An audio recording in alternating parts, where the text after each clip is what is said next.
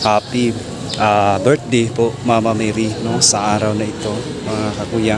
So ating celebrate ngayon ang birthday o kapanganakan ng ating mahal na Birheng Maria, no. Sino ang mahal na Birhen, no, ating talakayan ngayon, no, bilang pagbati na yung lingkod, no.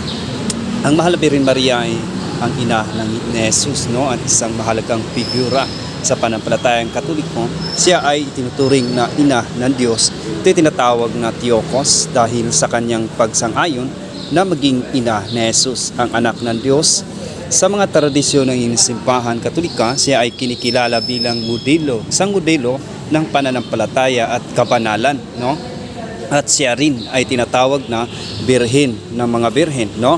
Maraming deposyon at pagdiriwang na mga nakatuon sa kanya, tulad ng kapistahan ng kanyang pagsilang. Ito'y celebrate natin ngayon, September 8, at ang kapistahan ng kanyang pag-akyat sa langit, August 15, no? Ang kanyang buhay ay puno ng halimbawa ng pagtitiwala sa Diyos at pagmamahal sa kanyang anak na si Jesus, no?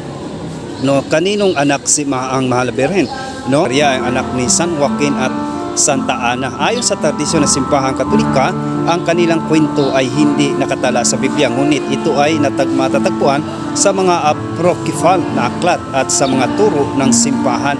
Ang mga ito ay kinikilala bilang mga banal at inuturing na mga patron ng mga magulang at ng mga walang anak. At ang kanilang kapistahan ay ipinagdiriwang tuwing Hulyo 26, no? Saan nakatira ang mahal na Birhen, no? Ayon sa tradisyon ng mahal na Birhen ay Maria ay nanirahan sa Nazaret, isang bayan sa Galilea sa panahon ng kanyang buhay bago ang kapanganakan ni Jesus.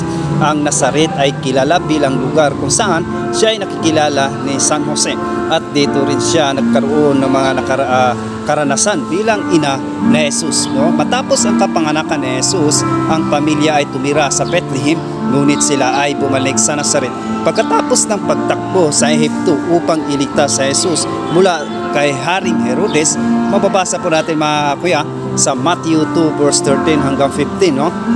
Ang Nazaret ay naging mahalagang lugar sa buhay ni Maria at ina ni Jesus, no? At dito sila nagkaroon ng isang tahimik na buhay bago nagsimula ang ministeryo ni Jesus. So napakahalagang papel sa ating kaligtasan ang mahal na Birhen Maria, no? Ito ay talagang kung wala ang mahal na Birhen Maria, no, walang nangyayari na nagkatawang tao ang Panginoong Hesus po mga kakuya. So nawa na ngayon ay makapagsimba po tayo mga kakuya, no? So sa araw na ito, no, so ipinagdiriwang natin ang pinakamahalagang pinakamalaking selebrasyon sa araw nito, ang kapanganakan ng ating mahal na Birheng Maria. God bless at mabuhay po tayo po mga kakuya.